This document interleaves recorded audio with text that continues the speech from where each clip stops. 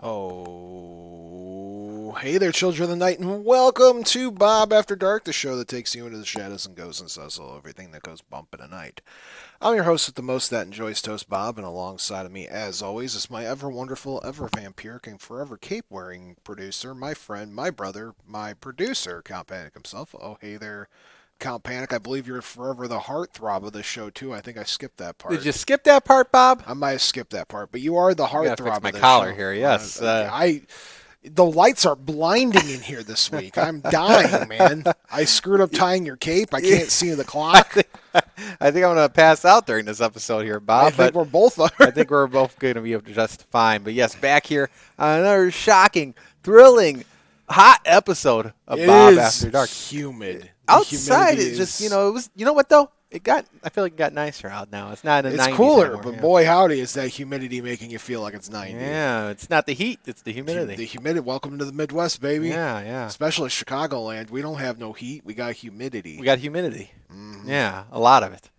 So what's going on, Count Panic? Not too What's much. Weekend update. What you been doing? Yeah, you know what, Bob? As we filmed this here in America, coming off the heels of 4th of July, yeah. right? So, it was a nice 4th of July, Bob. Relaxing. What did you do? Were you on the Whiting 4th of July parade? You know what? I was there. I saw a guy that looks kind of like me in the parade.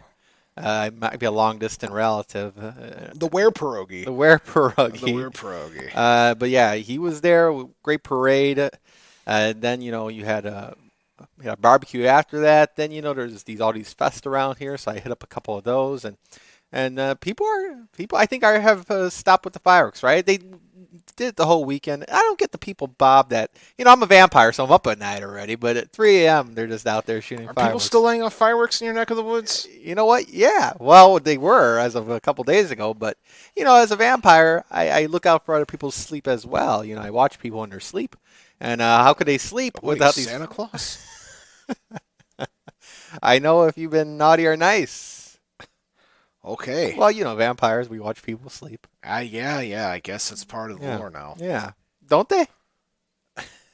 They do. You're supposed to attack people while they sleep and not watch. Man, is your cord there, Bob? I noticed a little thing. Yeah, I'm apologizing to people ahead of time. Let me scooch. Okay, scooch a little bit there. I think that if you're moving around. I brought this up to Chuck. It's not even moving. It's every time I make a subtle movement in my head, it clicks. Well, don't move your head, Bob. Well, I can't. So what? This is how I have to do the entire show? Just stay right there. Well, I thought that was, because there's several headsets we could choose from, but I thought that was the best one because the ears. Well, it's also the one that was pointed in this general direction. Yeah, well, Bob, you sound great right now. You're not making, I don't hear clicking or nothing like that. So but every time I make a movement, like right now, I'm just scrolling with my eyes because if I move my head, the cord will jerk. Move your head for a second. You didn't hear that? Move your head back. Yeah. You didn't hear that? I heard that one, yeah. Yeah, that's like I can't. All right, we're going to do this episode the best of our ability. Well, this would be a new challenge. We're adapting to our situation. Says the guy who can move freely. Can I move? I could move. You can, yeah. Wow, must be nice. Folks, quick apology ahead of time if you do hear weird clinking noises. You're like Michael Keaton's Batman. You can't move Can't move my neck. Your neck. But no, I'm folks. If you do hear weird sound clicking, spooky. It's not spooky. It's just the way that the headset's wired in right now. Next week, when I'm in studio, we will figure this out. We're going to choose a new headset. We're going to choose a new headset. Well, we could. I mean, I don't want to disrupt the pace of the show. No, we'll be fine. Count Panic. Right. In fact, I think I just gave myself enough.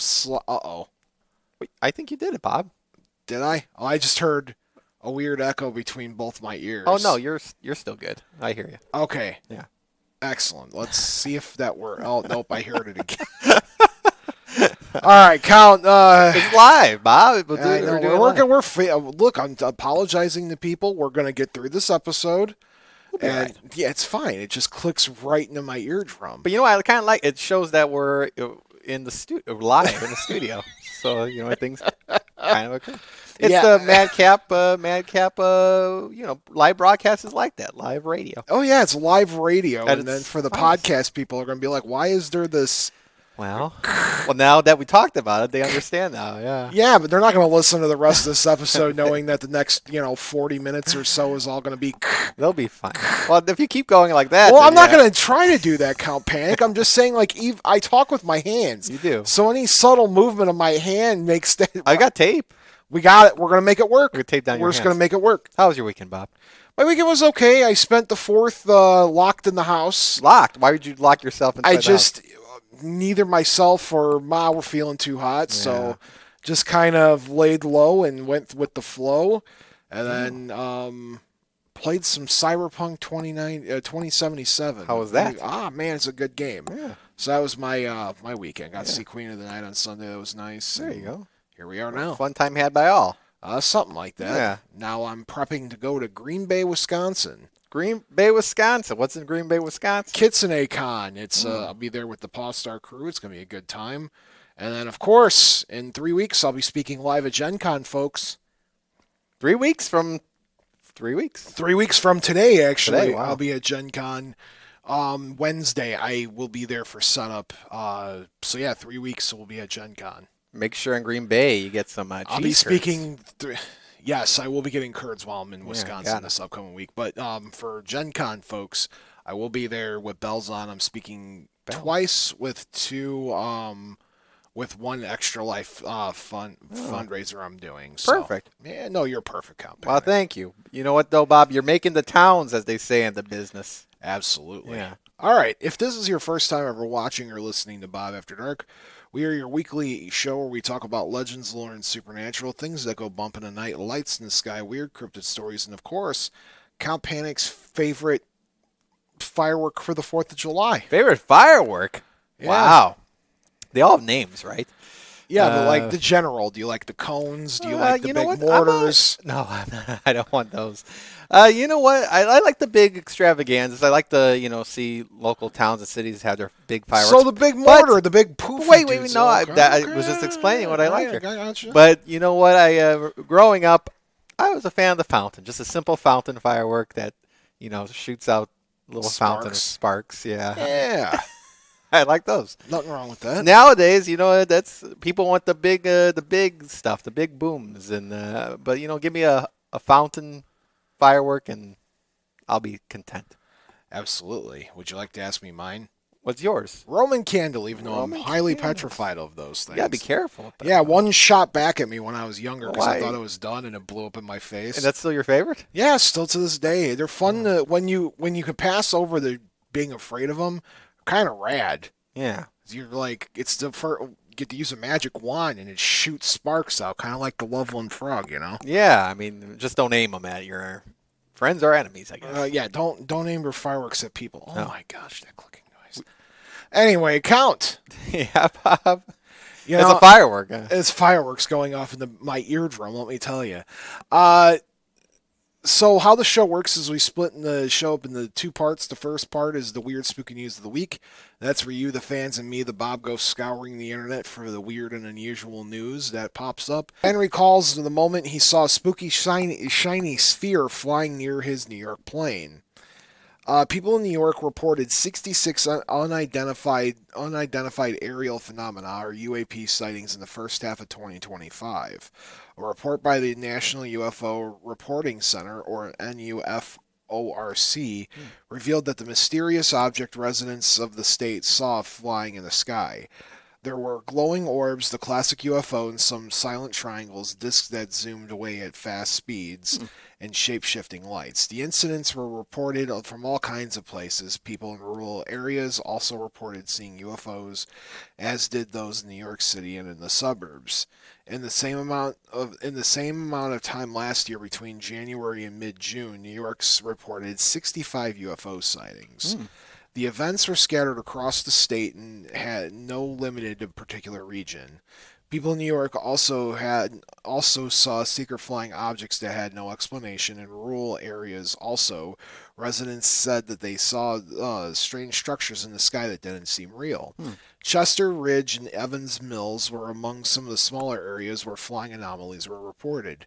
Some of the sightings were supported by photographs and videos, and in one report, The NUFORC speculated that they could have been drones, aircraft, or even the International Space Station. In Evan Mills, residents saw these orbs in the sky several times back in March. The region is near a military base, and such areas have been associated with UAPs. Besides orbs, people also saw spheres and triangles, of all of which were moving at high advanced fashion. Because of this, people believe that the sightings could be linked to defense activities. In the past, people have seen mysterious objects zooming in and out of the sky, moving in a zigzag pattern. The orbs and spheres and triangles made sudden movements, they're taking sharp right angle turns and making several other maneuvers. The strangest object was reported in Chester, where on March 25th, 2025, NUFORC said someone was walking their dog around 6 p.m. when two white orbs were flying extremely fast and close to one another. The witness thought them to be birds at first, but the synchronized movement raises suspicion. The orbs took a sharp turn to the northwest without slowing down. Soon they became dark, aerodynamic ovals are and hard to spot in this evening sky. They then disappeared. Yeah.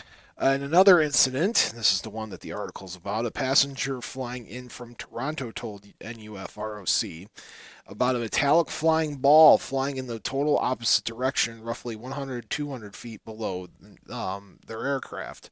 The person said it was perfectly round and shiny sphere, and it was shining. Yeah. A lot happens. The witness is sure that it was neither a balloon nor a stationary object. Hashtag Panic's take. Yeah, you know what, Bob? Who am I to say? It's got to be a UFO. Forget those other cases or other options there. I'm confirming it's a UFO. And with that, Bob, we do have a phone call. In case All right, yeah, we'll take the caller. A little breather and take a phone call here. Caller. Hey, Bob, are you all right? Yeah, John, I think I'm going to be okay.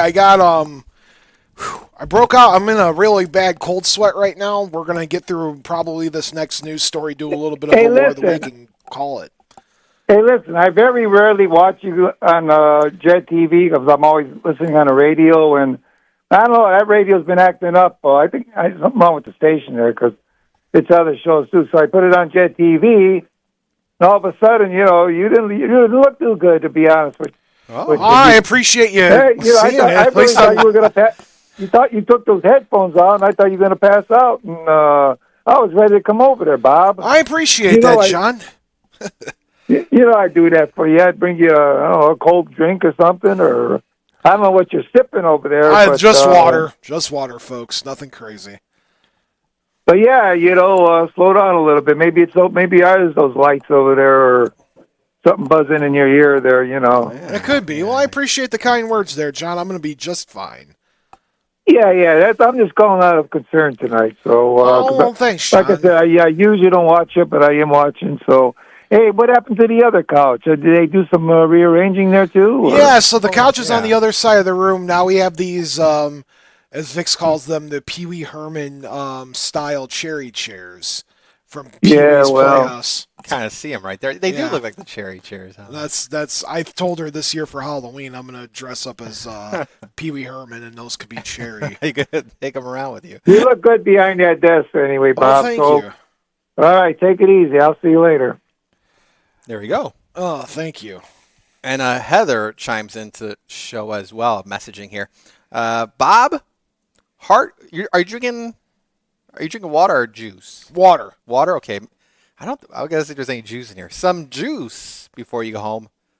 Or hard candy. There might be some hard candy underneath that couch across the. Yeah, there might be from 1972. There might be a breath mint. But maybe there might be some juice. I'll look in the mini fridge. I'm good. There's some candy. We're gonna get through this. A beer? I don't know. A beer. We might have some cold beer laying around somewhere. Yeah. Yeah. Man. All right. So let's me read you guys this last news story. We'll save the one about Tom DeLonge for next week. Yeah, save that. Because Tom DeLonge's a personal hero of mine. He might be calling in. If Tom DeLonge calls into the show, I would pass out. You know who Tom DeLonge is, right? Yeah, From Blink-182. Yeah. He's a big paranormal guy, really big into the aliens world and Yeah, whatnot. Shouldn't say he's a hero, but he's definitely an icon in my world. But never meet your heroes, Bob. Never. I met you, and things are just That's fine. right. So far, It's been 6-7 years, That's however true, many years, yeah. and 473 podcast episodes according to 497 right now. you. You know that you changed the number to that like 12 times during the episode last It week. kept going up. Yeah, oh yeah, and then it went down. They take away the other episodes from us. Oh my goodness! All right, Cal, are you ready for a spooky gig this holiday season? Yeah. Spirit Halloween opens 50,000 seasonal positions. When? Now? I'm going to read the article from you, Okay, by the got way. it. I'm going to read the article We for love you. Spirit Halloween. Spirit Halloween is set to open a near record number of locations with 1,500 stores this fall. Halloween may be 4 months away, but retailer Spirit Halloween has started hiring. The nation's largest Halloween retailer is hiring 50,000 staff members for the season, and applications are open. The company is accepting applications for associates and managers for more than 1,500 locations across the United States and Canada. If you're interested in a spooky seasonal job, you can visit workforspirit.com. You can also text the word Reaper to 8,500. Or 85,000, I should say. Folks, I'm not sponsored by Spirit Halloween. I should be. We should have merchandise in there. I should. There should be Bob After Dark merch.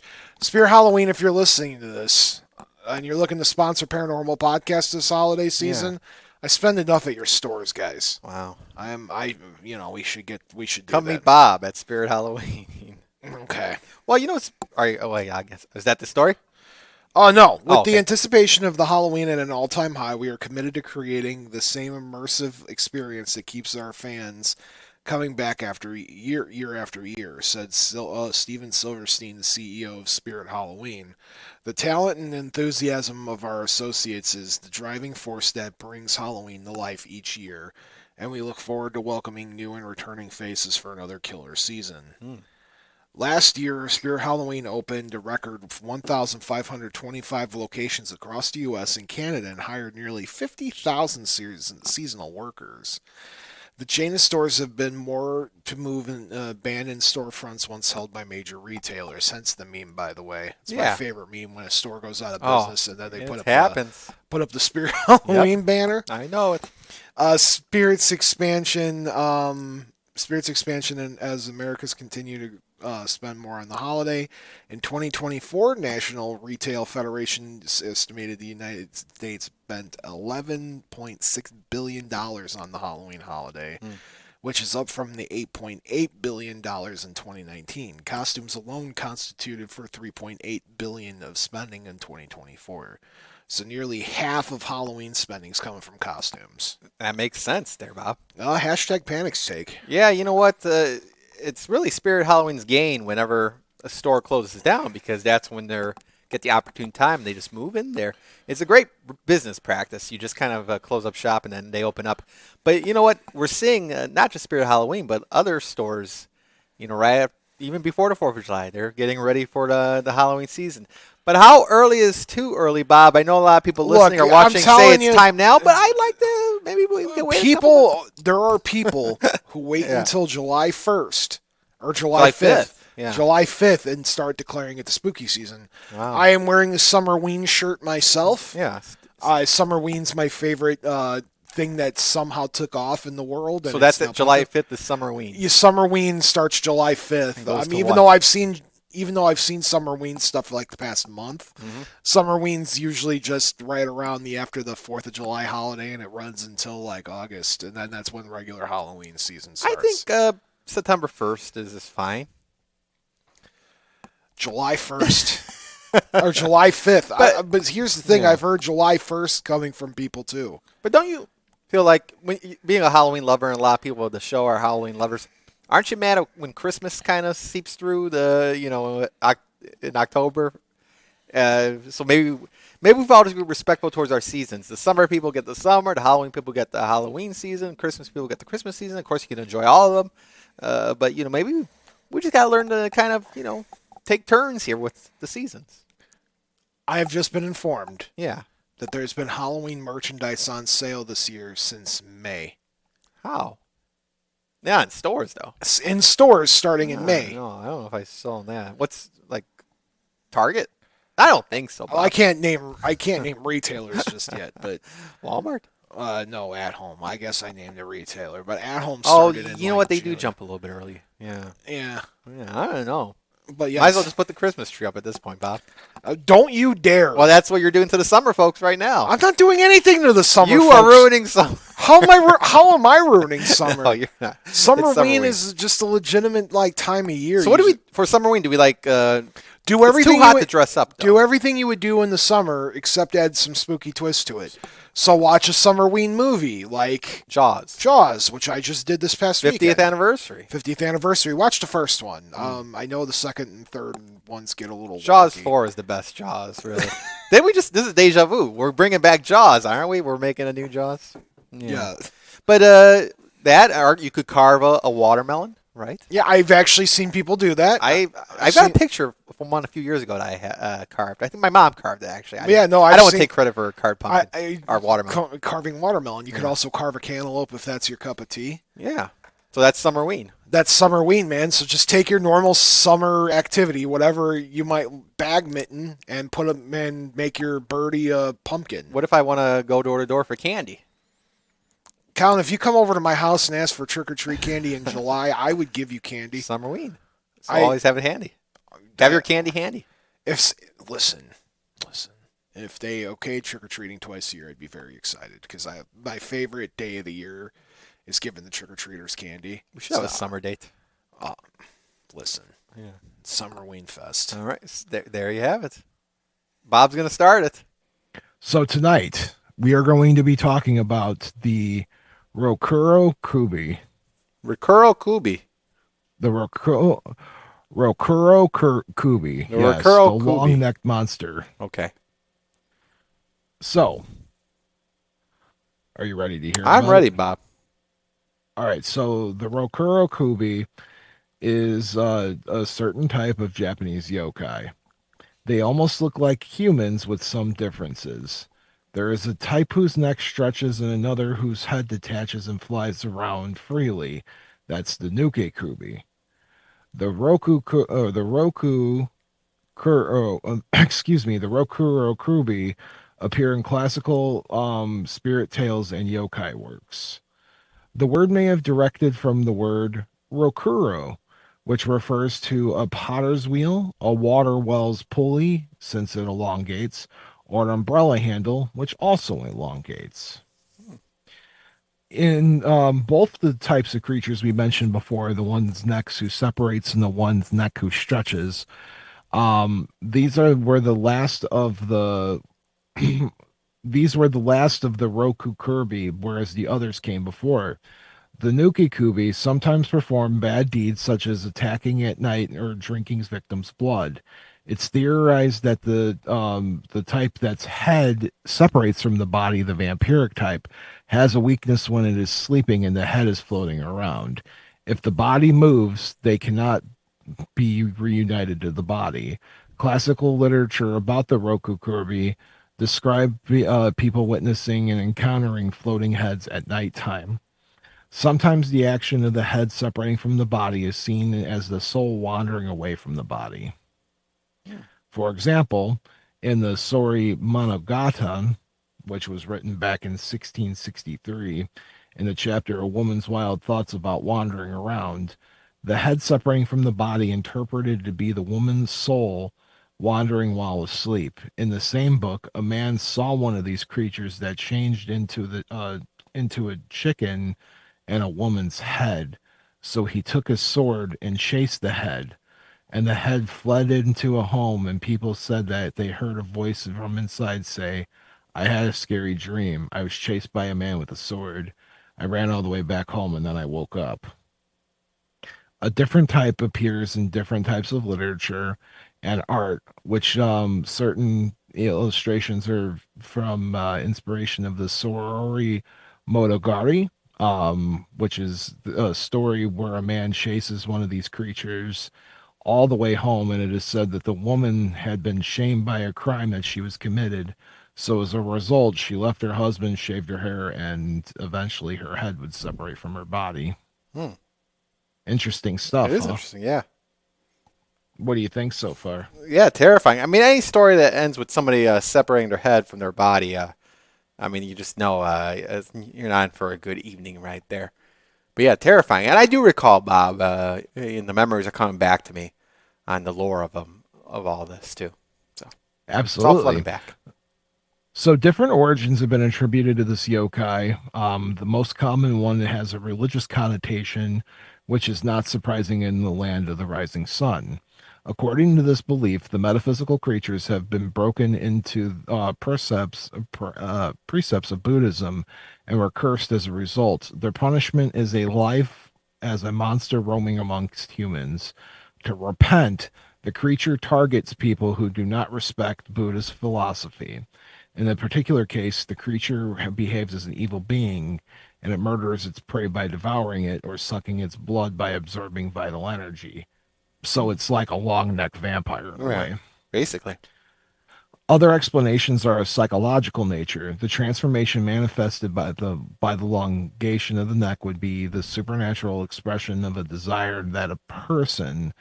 It should be remembered here that the Rokurokubi person is not aware of his or her condition. The few moments that come to mind are attributed to dreams. In other legends, they are oni, or godlike creatures, who play at frightening people, equivalent to vampires for Europeans, or a woman seeking revenge, such as the demon Hania. So, there's different types of Roku Kotobi depending on gender. In legendary stories, some male actual creatures that exist, but Japanese mythology often assimilates this yokai to a long-necked woman whose head resembles that attached to a body. The female creatures attack men, while long-necked men would hunt women at night. Another typology is considered the ferocity as a classification criterion. Thus, there are gentle Rokurokubi who just like to play amusing tricks, drinking oil from lanterns, scaring and spying, while others the push the boundary to the point of transforming themselves into bloodsuckers. Hmm. Generally, the cruelty is blamed on the flying head yokai. These are the most dominant types of the Rokurokubi, as we were talking about before. These monsters have a detached wandering head, and some of these Japanese folk tales say they are the original prototype to what we have now. In Japanese literature, there's full stories whose main entities are yokai. This is literary tradition since the Edo period. Here are some of the legends concerning the Rokurokubi. Beware. After me telling you all of this, you may have difficulty sleeping at night. Okay, I'll be alarmed at that. One of the myths is in Yomihon, Yomihon, a famous book from the Edo period. Tells the story of a monk and a woman who run away together. During their journey, the woman gets ill and collapses. Being short of money, her companion decides to murder her. Later on, the monk renounces his religious beliefs and indulges in the pleasures of life. Moving from end to end, he would end up falling for the daughter of one of his hosts and became her lover. At night, the girl metamorphosed, and the monk found himself in the presence of his lover, who, with an elongated neck, rebuked him. Feeling remorseful, the monk explained everything to the owner of the inn, and to his surprise, the owner confides in him that his inn is financed by money stolen from a woman that he had killed, and as punishment, he had a Rokurokubi daughter with a face that changes in appearance. Hmm. As an epilogue, the monk reiterates the Buddhism religion that builds the tomb for his first wife. Salvation is in religion, is what the author of the story appears to be saying. The Rokurokubi in this story is not an evil one, but this is not always the case. The following second legend has a much less happy ending. In a story by Matsuru Seisen, a pregnant woman is afflicted with an incurable disease. A strange peddler told the husband that the liver of a white dog was a miracle drug. The husband then kills a white dog and serves the liver to his wife. Hmm. She regained her health, and the husband concluded that the peddler was a true healer after all. Unfortunately, the conclusion was hasty. His wife gave birth to a Rokurokubi girl whose head separated as soon as she was born. This was when the white dog reappears and attacks the head, thus killing the baby. Note that this legend is based on the animalistic side of the Shinto region, which considers that animals and objects also have a soul. Hmm. From medieval folklore to recent video games, Japanese culture is full of yokai, all kinds of different ones. And Japanese urban legends have been adapted by artists from various backgrounds. Thus, we find monsters and humanoid creatures and illustrations all kinds of ways. So, what do you think, Count Panic, of our long-necked friend, the Rokurokubi? Yeah, I mean, long neck. You said like vampire-like, right? In a sense, in a way, a little bit there. Maybe a distant relative of mine. I don't think I have as long as a neck for this, but truly terrifying, Bob. I mean, again, it's something when you see on the streets, you might reconsider uh, taking part in a conversation with it. I mean, how do you defeat something like this? Say you need to, Bob. How do you go about it? Strangle the stretched neck. Now, this is a good plan of action. The longer the neck, the more strangling you would get done, and boom, right there, you have it. Correct? 100%. And this is one of those creatures, too, where if you have the type where the head separates from the body, it then becomes it becomes a case of you just needing to take the body and move it, because then the head doesn't remember where to go, and it unfortunately loses its power and dies. Yeah. I hate when that happens, doesn't it? 100%. Yeah. So this was one of the quicker stories I had, but I still wanted to share it with all of you guys because it's one of the most commonly depicted yokai you'll ever see. I would say it's up there with the likes of the Tanuki and the Kappa. You see a lot of her iconology and different artworks and whatnot. So Yeah. that is our story of this Yeah. creature. Yeah, no, Bob. Again, terrifying in general. Something you wouldn't want to run to on the street. And I think we're better for knowing about it now. Just go for the neck, Yes, just in case. 100. Yeah. And so Count Panic, do you have any closing words for our audience this evening? Yeah, it was a nice show here, Bob. I'm glad we got to experiment on some uh, technology here today. But yeah, look forward. A great episode. I'll send you the podcast here right after the show, of course, as always. But As always, and then it'll be yeah, up tomorrow be for up you guys tomorrow. to listen to in your enjoyment. Yeah, simple as that. All right, folks. Thank you so much for watching and listening to another episode of Bob After Dark. On behalf of me and Count Panic, we just want to wish all of you sweet dreams. And to my mom, I just want to wish you good night. And to my dad, wherever you are in the universe, I hope you're happy, comfortable doing whatever it is that you want to be doing. And to Tiff, no matter where you are in the world, I hope you have the sweetest dreams of them all. Good night, everybody. And remember, the two most important rules of Bob After Dark are not all who wander are lost, and as above, so below. Until next time.